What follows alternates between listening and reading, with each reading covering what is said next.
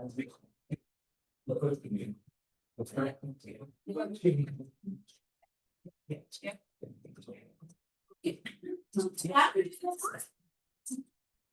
I didn't know about that.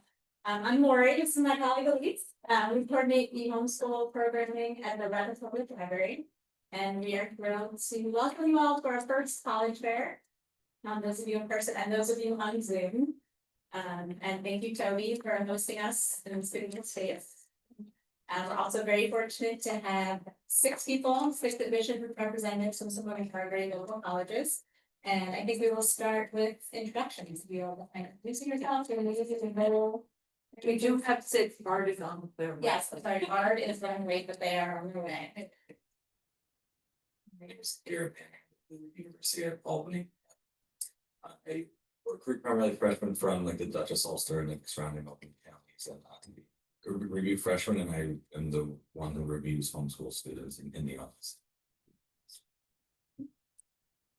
Good afternoon. My name is Rebecca Mercado, an enrollment and success counselor over at SUNY Ulster. And my job is to work with new incoming students. And so because we're a community college, that can be students of all ages.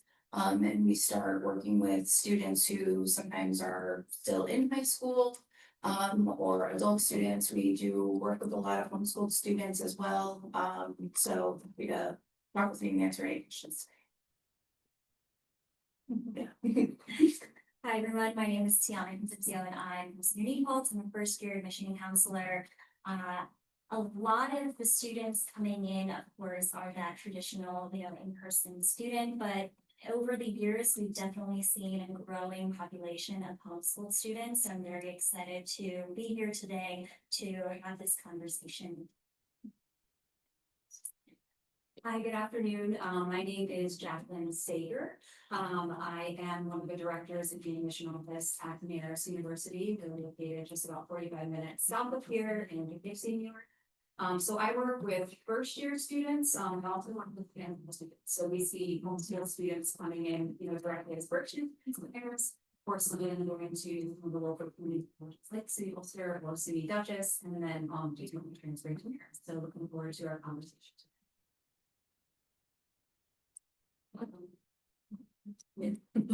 Good afternoon. My name is Michael Rowe. I'm Associate Dean of Enrollment at Dutchess Community College. One of the nice things about working at a smaller community college is, even though I'm Associate Dean, I get the opportunity to work with students, and I love that. So I do work with new students coming in as well as homeschool students. I'd love to talk to you about any questions you have regarding the homeschool enrollment process or early admission, where there's opportunities to take courses while you're currently enrolled in your homeschool situation. So happy to work with you, and we're all looking forward to helping you out too. Mention mine. You need the microphone. And share.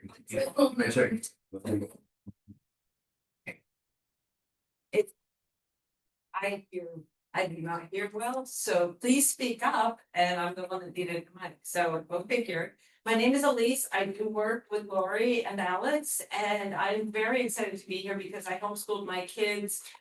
I didn't plan on it.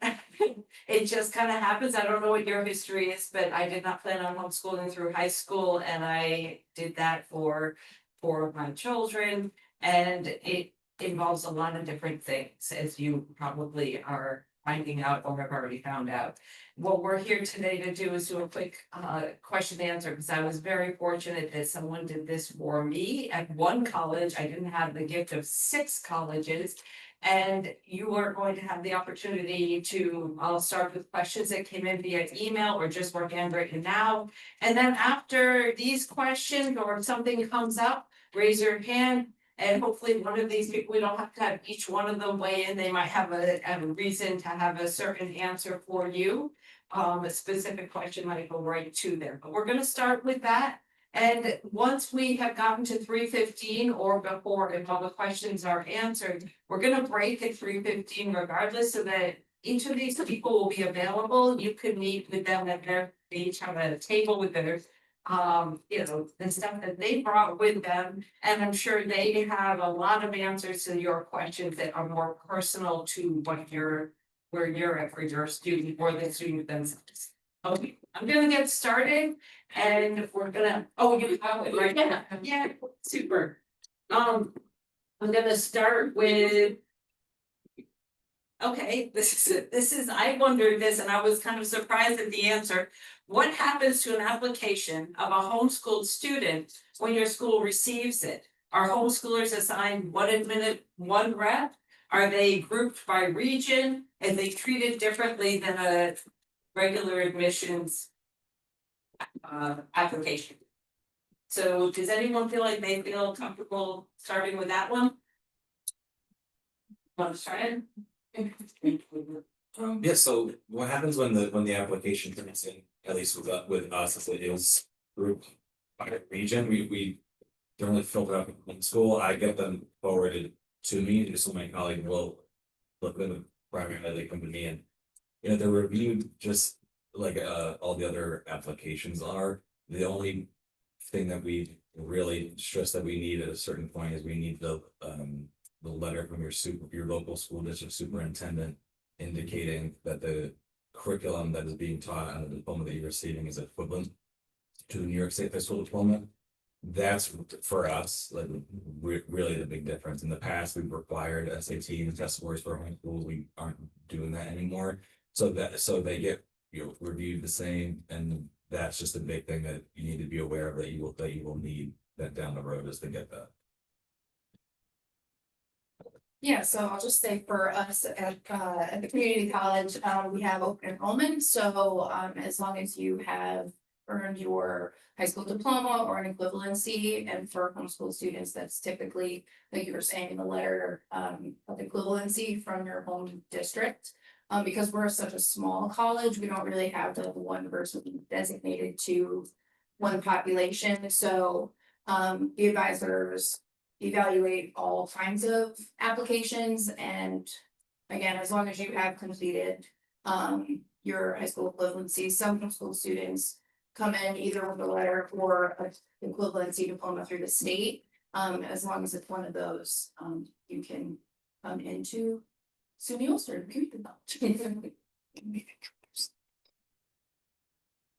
Sorry, before you begin, can he introduce?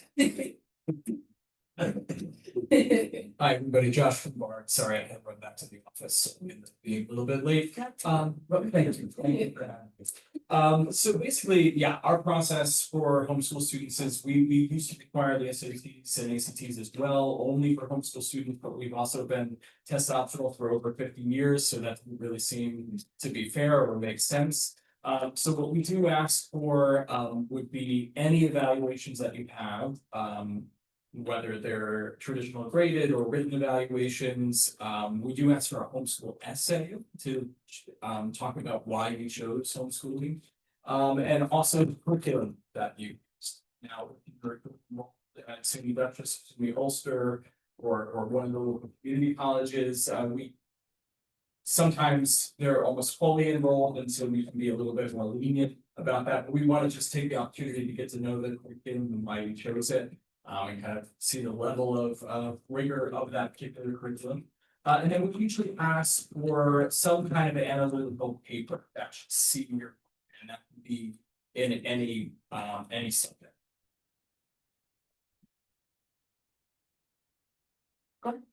So, again, I'm from Marist, and kind of similar to my colleagues at Bard and, SUNY Albany, what we require. So ultimately, once a student, applies, if they're admitted and choose to enroll, we will need a letter from either the principal or superintendent of the local school district.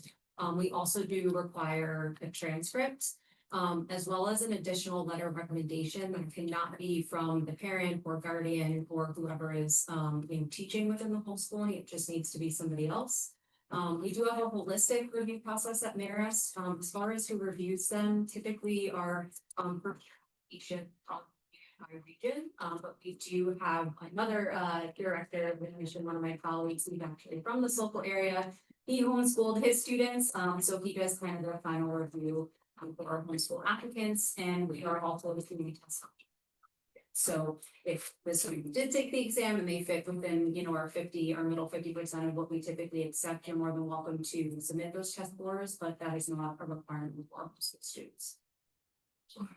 One more quick thing, Dutchess Community College, we are an open enrollment institution, so as long as you graduate, we will accept you happily into the programs. We do also require the superintendent's letter, and I want to let you know that as long as you're submitting quarterly reports, your superintendents know what they need to do at this point. So this may be new to you, but I want to make sure you know that it is something that they do and it's something that they're comfortable doing. If any of you are unsure, confused, or don't know what that needs to look like, we do have a form, and I brought some of the forms that we could use. So either a letter or a superintendent form, and it just says that I verify the student has completed the equivalent instruction for high school diploma pursuant to section 100.10 of regulations of the Commission on Education. And that's really the key phrase that schools are looking for. So like I said, they know this process, they're comfortable with this process, but if you have any questions and you want to swing by, I do have some of those forms. We have generic forms that students can use if they want to do so. I think, with practice, like here. I do think the questions have been answered in that one of them here is do you have or do you provide transcripts to start as a freshman? And I think which you definitely do, and does anyone else provide a transcript? It says, do you have or do you provide transcripts to start as a freshman in college? That was the question, and I heard. We have a letter that the superintendent's office can sign to verify. We But don't that's have what a they do. transcript, yeah. Yeah, this you would be- being provided. This is what's needed, yeah, this is what's needed. Okay, This is the letter. there's not like an outline. Okay.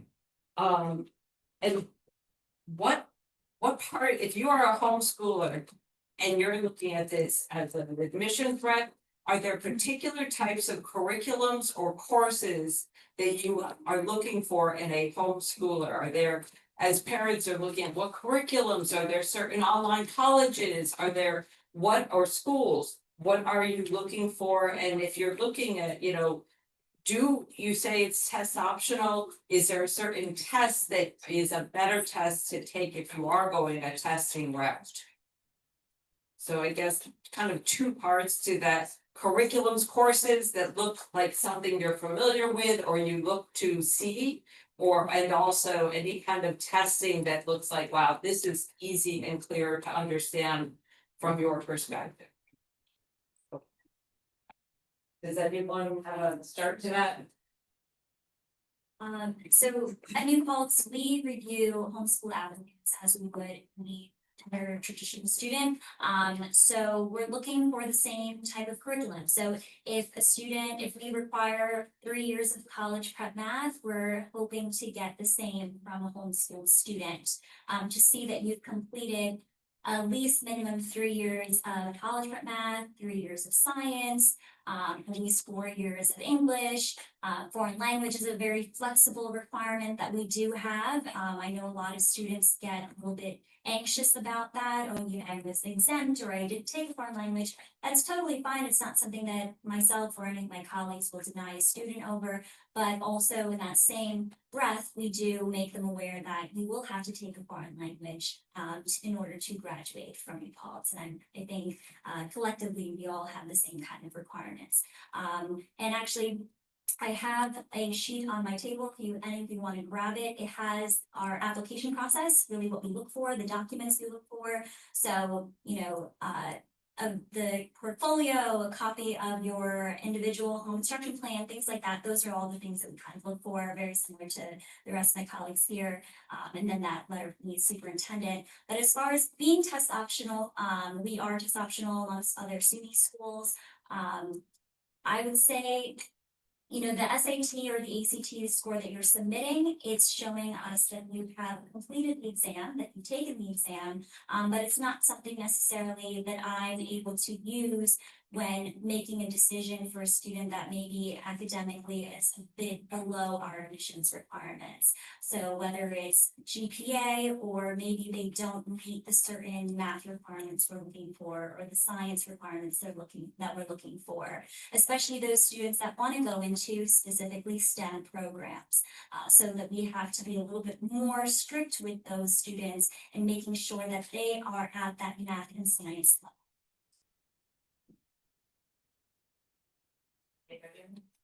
Sure. Right. And we're going to consider any more processes. So yeah, I think our process is very similar because we do look at each of the students in a very similar way, and there's certain requirements that we have. So I would say in terms of the type of curriculum that you're looking for, most accredited programs we will accept. If it's not accredited, then that's going to be an issue. But you know, we look for a rigorous course load, and we look for a well-rounded. We'll have to take foreign language, we'll take, you know, a math of some sort, a science of some sort. So we want to see that you've done that extensively, but like Maris, we also have a holistic process. You know, where we might not be as rigid about 3 math classes and 4 of these, as a state school might be. We can look at that in the context. Did you, you know, maybe only take 3 years of math? Because we asked for 4. But maybe you've taken 3 and you filled that with something else that you're more passionate about, but you know, your last level of math was pre-calc, with many others, it might be algebra 2. So we kind of look at the context of what the courses are that you're taking to, just to make sure that the preparedness is there. That we're working.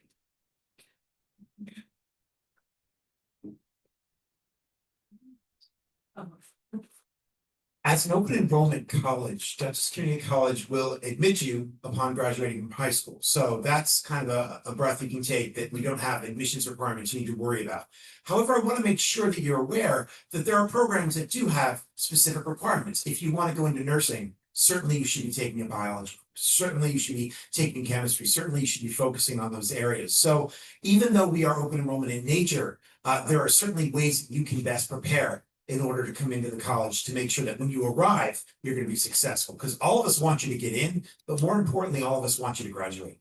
All of us want you to be successful at the institution. So the more you can do to prepare yourself and the more tools you give yourself in your toolbox, wherever you go, you're going to have a much better chance of being successful. So taking a challenging curriculum, whether you're looking at the most selective 4-year school or a 2-year open enrollment school, is going to serve you well in regards to being successful and getting to graduation. I think that's the most important thing. And the other thing about curricula is, as you're going through high school, think about what options. We talked earlier a little bit about college courses. Certainly, we have an early admissions program at Dutchess, where and a lot of our schools do have programs where you can come into the colleges while you're in high school and take some courses. And in your senior year, you could be full-time if you wanted to be full-time at Dutchess to kind of bridge your way into a 4-year institution. So while you're looking at curricula, you can also consider what us as your local institutions have to offer you in a way to kind of help you build the most impressive and most accurately,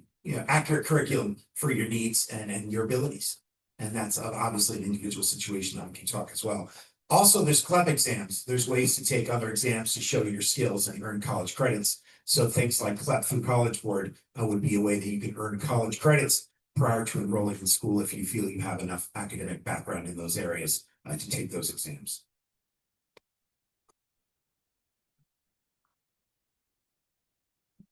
If a homeschool student does not have SAT or ACT scores, can they still be considered for merit?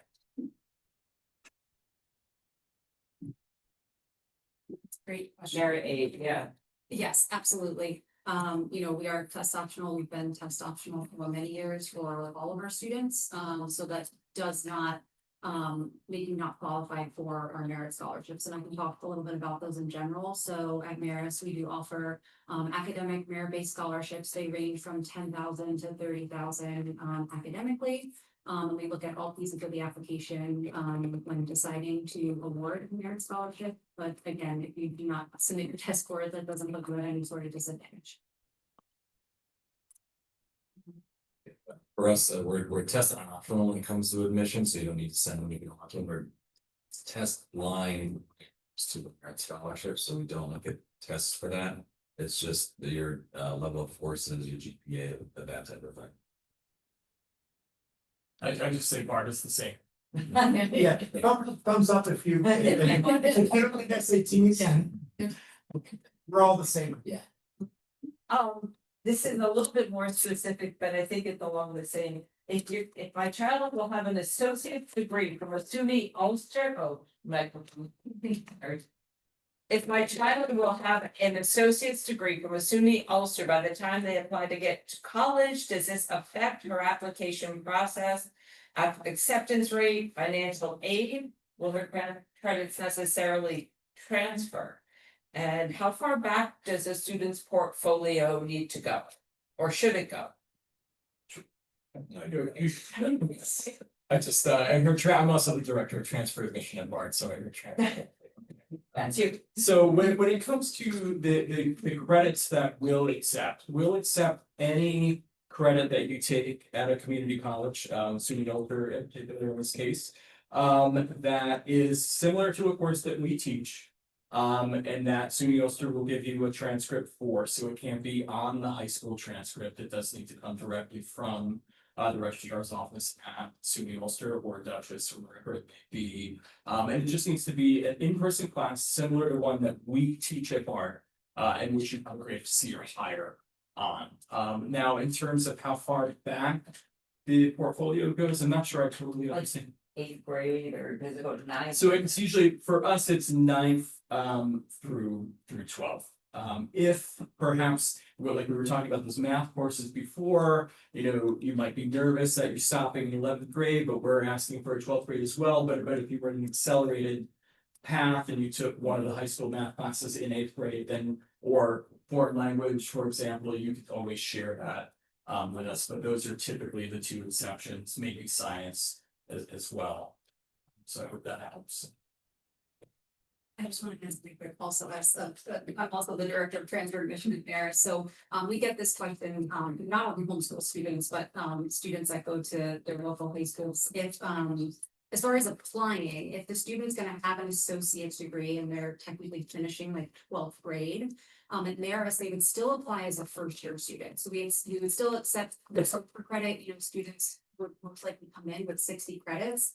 But to us, socially, they're still a first year student. So if you're looking to reside on campus and get involved in, all those fun things, socially, you're still a first year student. I always tell students it does open up the opportunity for you to maybe double major. Maybe you can graduate a full year early. Maybe you can do 2 study abroad opportunities as opposed to just 1. So, we would still review the applicant as a first year student, not a transfer student. But again, we would still evaluate the transfer credit, and we also accept a grade of a C or higher in college level coursework. And I can add one more specific thing about Bard to that, is that we will treat you exactly the same way, except the registrar's office will not. But it doesn't mean that you won't be able to still spend the full 4 years in Bard. They just classify you as a transfer student, but you still have the first year experience and are with, that orientation and that group of students being at the same age. Very similar to Maris, where the policy will be coming in as a first year student. And will be treated as a first year student as well. You'll go through the first year orientation, and you'll go through all of the academic advising as would if you were to come in without an associate's degree. And because you're coming in with SUNY credits, we will take that associate's degree, and basically you start off as a early first semester junior at New Paltz. So you've already completed an associate's degree that cuts out 2 years, and you're ahead of the game, which is great. And also credit-wise, for financial aid purposes, you may get more financial aid as far as loans because you have a higher credit amount than the other first-year students that didn't come in with an associate's degree.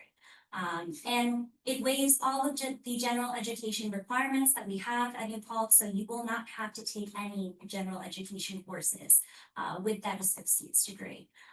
Just keeping in mind that there are some courses that may have counted towards your associate's degree, but they may count towards electives, or they may not necessarily count towards your core academic requirements for your major. Because if you're coming in with an associate's in liberal arts, or maybe you decided you wanted to start off in business and you've changed your mind and you want to go into education.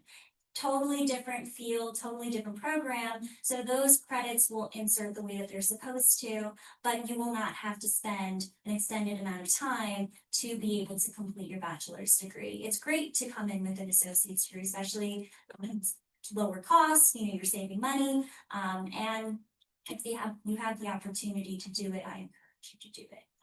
We have a lot of students, actually, the last couple of years that I've been in admissions, which has been 3 years, where I've seen an increase in the amount of students coming in with associate's degrees, which is great because they're taking advantage of that opportunity. But a lot of the questions are, well, how does that transfer over? How do those credits come over? Well, as mentioned by my other colleagues, you will need to have that transcript that says that you've completed your associate's degree, you were awarded your associate's degree, and send that transcript directly to the admissions office, wherever it is you decide to go to.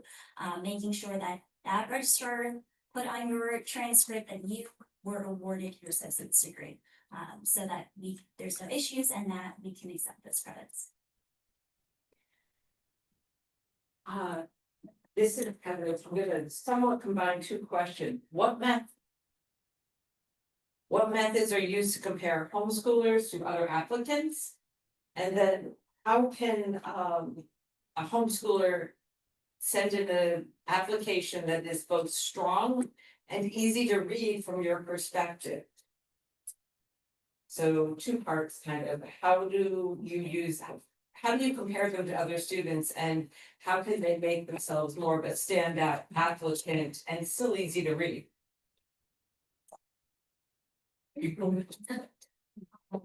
Something that I really do stress to students and to families is that when your application is being reviewed, at least for New Paltz, I can't speak for all institutions, but you are not being compared to other students, you are being reviewed one at a time. So your application that's in front of me, of course, on my screen, is the only person that I'm reviewing at that time. And I'm not, comparing you to the student I reviewed before. Whatever it is that you presented in that application is what I'm using to make my decision. And you're going to hear the word holistic a lot more because that's exactly what institutions do now. They review holistically because you're taking into account not only your academics, but also what are you doing outside of your academics, and ensuring that you as the student are capable of balancing that even at the college level. So that's really what that's showing us, is that you completed your academics, maybe you've done sport, maybe you have a job, maybe you are in a club of some sort, maybe you're in the community, you volunteer.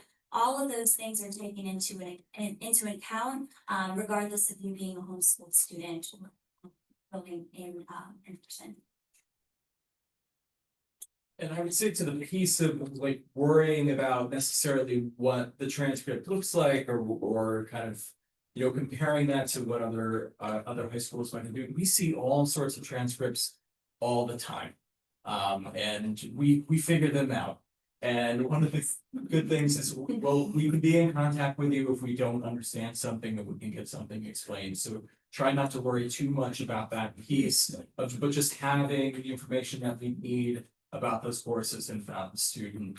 And I would say too, yes, we at Bar 2 are very much looking at the individual. But because we're not as familiar perhaps with the curriculum, I mean, that's why we ask for the curriculum so we can take a look at it. And that's also why we ask for a sample of the work, just to get a sense of the level of that student's work at a certain level.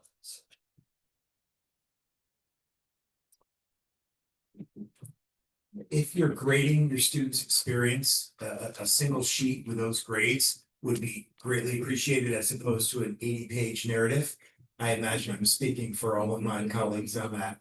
If not, let me know. But it is easier for us to digest when we're looking at single or 2-3 pages with the grades of each grade and what courses you took at each level and the grades that were assigned for each of those. So that certainly does make it easier.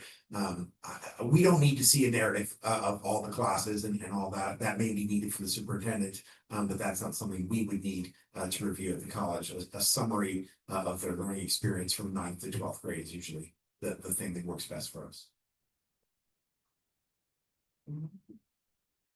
This is the last question here, so if you have questions here or there, Zoom questions, then we'll switch to that. We're about halfway through the question time. So this is kind of a beginning and end, and that if you are a parent considering homeschooling, knowing that you have the intention of your child going to college, do you have any suggestions from the get-go? If you were going to be, let's say it was your own child and you were going to get them ready for homeschooling and knowing they go to college.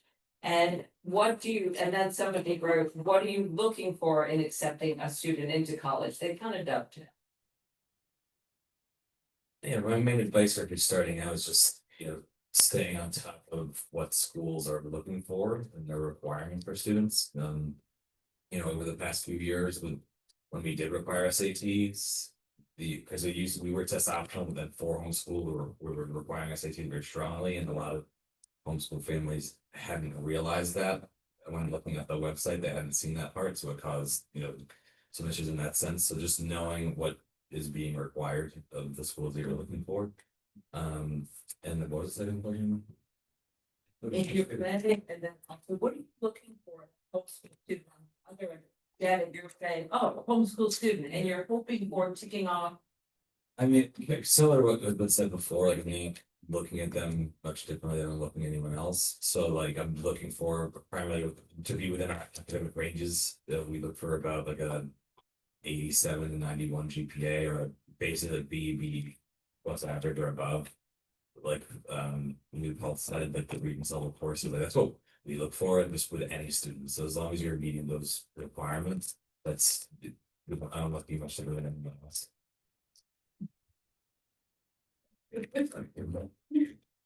Yeah, so I just wanted to say, I think if, as you're considering homeschooling, I've had a number of conversations with families as they're kind of starting out on that journey.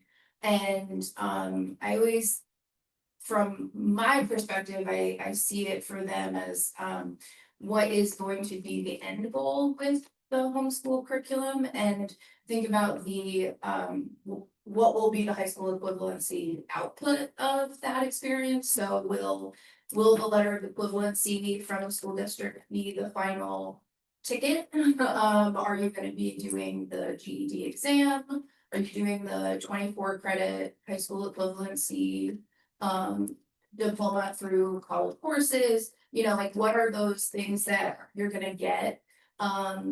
Because some things that are out there may not be exactly what they see sometimes. So you may wanna, I would just always encourage you to talk to colleges as you're considering them, even if it's early. And see, like what kinds of things would you be looking at? Some families have schools on their mind really early, right? And so I think I could probably speak to my colleagues that we would be happy to, answer some of those questions as you're on the journey, and just talk about what's gonna be that end goal. Kind of like you were saying, to get into the school of their choice. If I were starting, my advice would be find people within your community. There are so many amazing networks of homeschool parents and homeschool families. So I think the first thing you want to do is tap into those resources, because you've got an amazing group of people. The second thing is talk to your high school and understand, what is that quarterly report need to look like? Once again, going back to what you said, what's the end game? What do I need to submit? What do you need? What do you require? Each school may be slightly different. So how do I need to, you asked us what the transcript needs to look like for us. We want to know what the transcript needs to look like at our school. So once again, tap into the communities, do that. And the third thing I want to tell you, and this is something I tell everyone, is just spend the next 4 or however many years presenting and building the best version of yourself. And the best version of yourself is what's most important. There are so many colleges out here, and everyone's got different things that they're looking at. And 1 year we may be looking at one thing, selective schools. 1 year selective schools may be needing to fill this group. 1 year we may have this many group students that we need for this group. So it's hard to get tied up in what does this school need and what do you need this year from me. It's present the best version of who you are. Take care of your student, help your student learn, and do the best that they can. And from there will be a school, and there will be several schools that will say, absolutely, come on down, we'd love to have you. So it's stressful, you worry, and there's a reason to be concerned that you want to give your student the best education. But at the end of the day, there will be several schools that will say, yes, we absolutely want your student. So it's stressful, and like I said, lean on the people that are friends and lean on the community, because you'll do well, you'll get through it. And our homeschool students are very successful. So they're very successful at Dutchess. So I just want to make sure you kind of there's a lot of stress about it, but take that down a little bit and just do the best you can. And you're gonna come out fine. Definitely second everything my colleagues say, have said, but what I also want to add is, the homeschool experience can be so different for so many, right? It can be more of an isolating experience, it can be more of a one-on-one experience, it could be a small group. It could be a mix of community college and other organizations and those types of things. So I think one of the most important things for any student, I think, to be thinking about is how do you learn best? And throughout the course of the 4 years, try to kind of dabble in those different areas and see what kind of environment you would like to be in. I know at a place like Bard, it's a very kind of student-driven Socratic seminar. We're asking the students to engage with the work, so that's typically something that we're looking for in the application, is that excitement to really be in those discussions and to be working, individually as well as with others. So these are all things that we're looking for, and I think all things that you should be thinking about, as you're going through the process and thinking about the type of environment you'll be most comfortable and most successful in, and what will actually be the most beneficial for you in the end. Two Zoom questions. One is the Common App the best way to is Common App the best way to submit?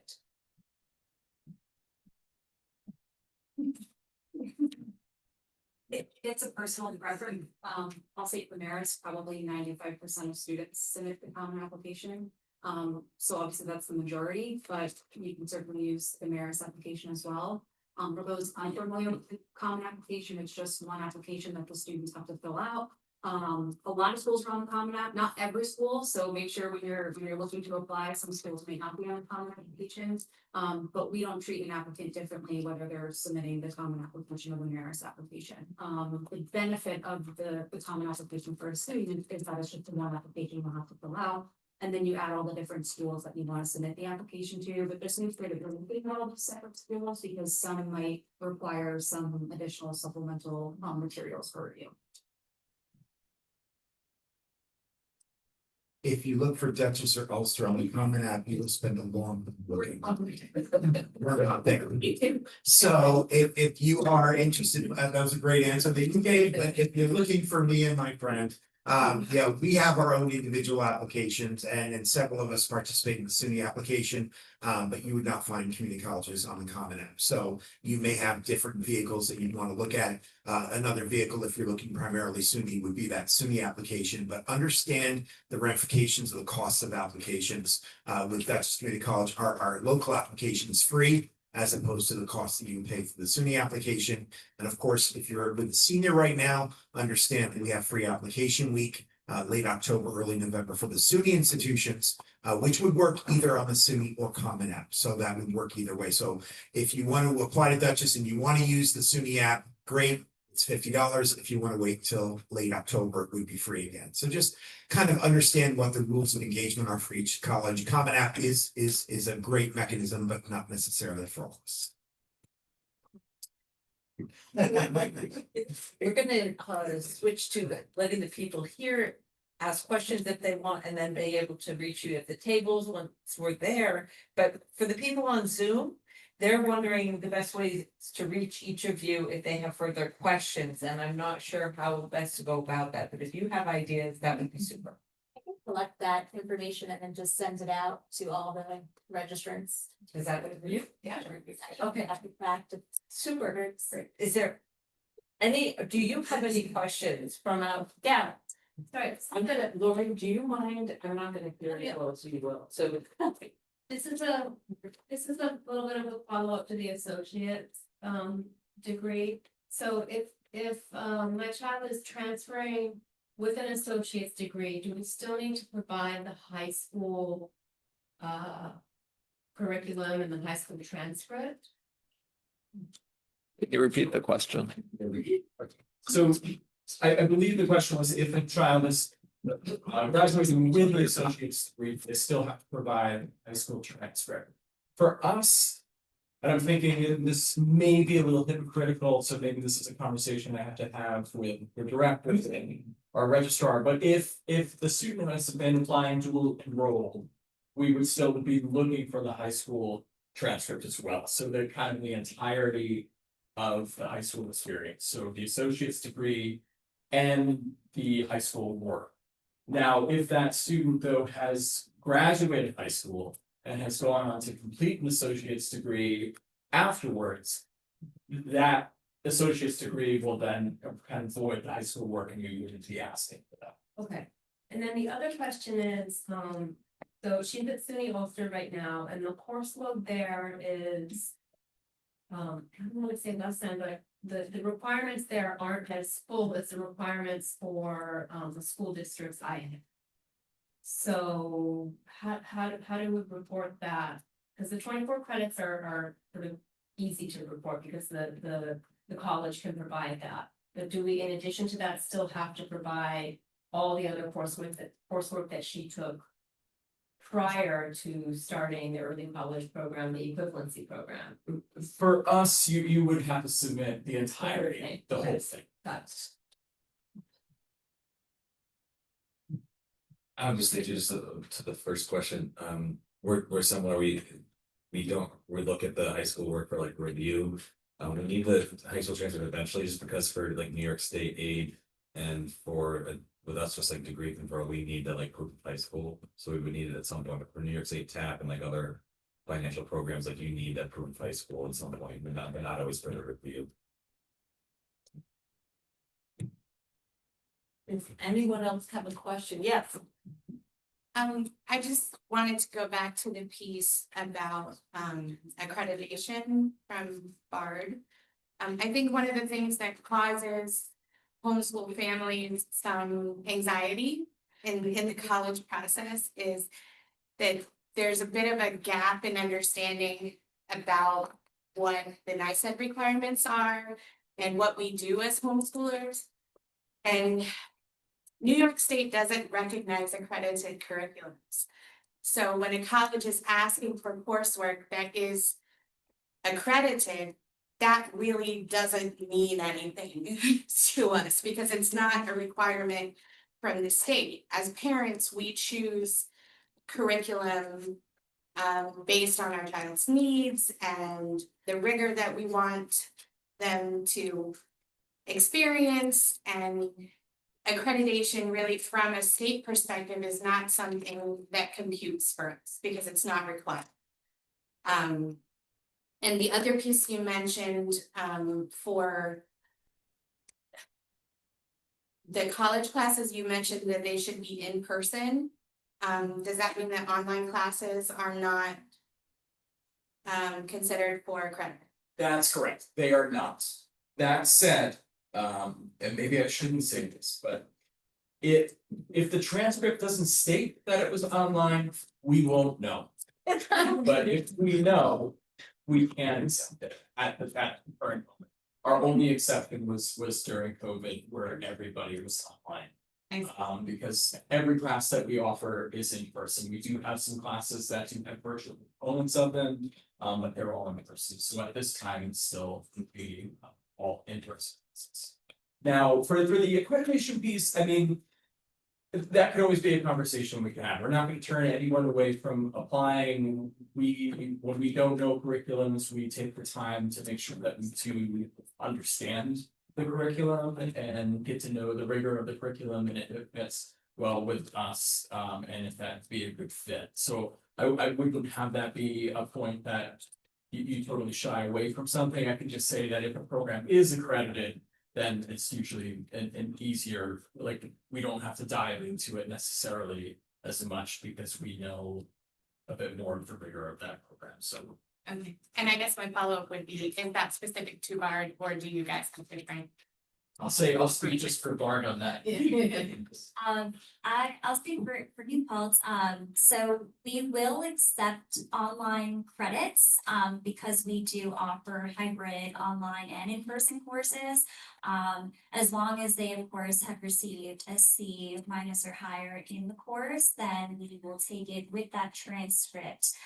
So as long as we have the transcript from whichever institution that the course was taken, then we will accept the credit with, of course, the grade. But I do want to stress the importance of, really just asking questions, and this is a great, of course, environment and space for that. But myself and our executive director, Andy Mentel, like, we specifically for this particular fall, next season, we wanna open our doors a little bit more for these types of conversations, not only with school counselors, but also with homeschool parents. Because we recognize that we are not familiar with every single curriculum, we're not familiar with every single transcript. And some schools, they offer different types of learning platforms. So it's important for us to be aware of these different learning platforms so that when we are reviewing, we can review fully knowing what we're looking at.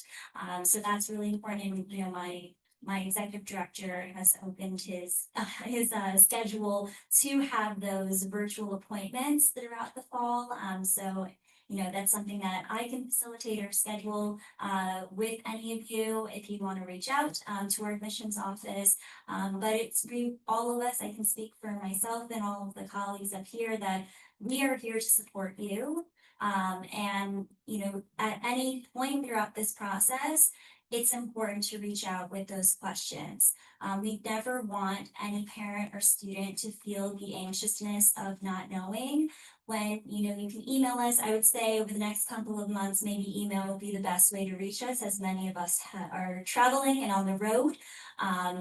Because we want to make sure that you're getting a response within 24 to 48 hours. You shouldn't be waiting, you know, weeks and months not knowing, you know, the answers to your questions. This is officially the last question from Zoom, and then we're gonna break it for the different all. There are still questions here, but these people are kind enough to say and answer specific questions, you can ask them.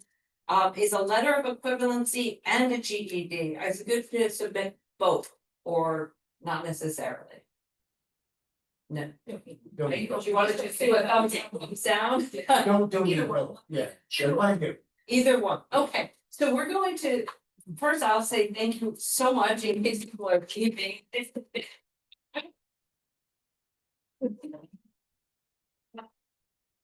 So right now, if you have specific questions, we're gonna break and we are officially down the official part, but please, this is a casual time for you to ask those questions that are unique to you. I know that there are many different families and each family is different, so thank you so much. Yeah, so say So we're doing that. Thank you.